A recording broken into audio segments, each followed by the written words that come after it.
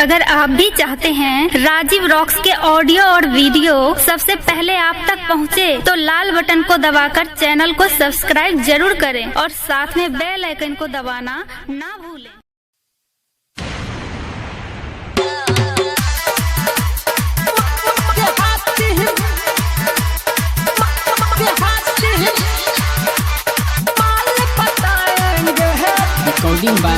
Rajiv rocks फिर से आया चैत महीना, बॉडी से चुए पसीना, चला था रेसा सारी रात।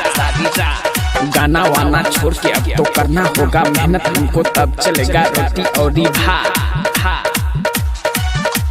फिर से आया चैत महीना, बॉडी से चुए पसीना, चला था रेसा सारी रात।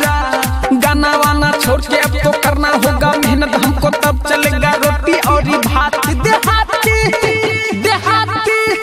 देहाती हिमाल पटाएंगे, दिन भर गेहूं कटाएंगे। देहाती हिमाल पटाएंगे, दिन भर गेहूं कटाएंगे। समझे?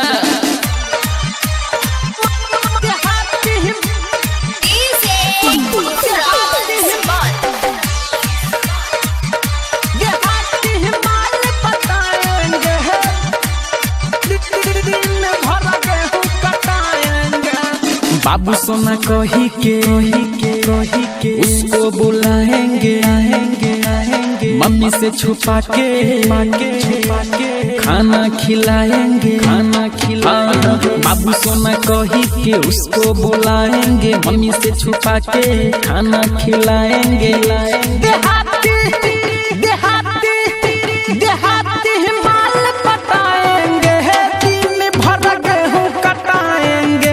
देहाती हिमाल पटाएंगे, दिन भर गेहूं कटाएंगे।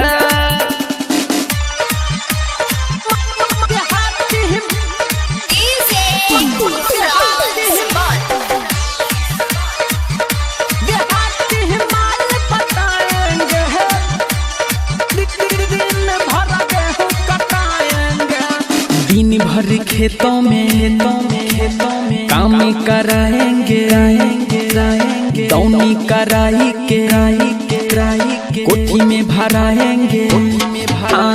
दिन भर खेतों में काम कराएंगे, दौनी कराई के कोठी में भराएंगे। देहाती हिमाल पटाएंगे, दिन भर गेहूं कटाएंगे।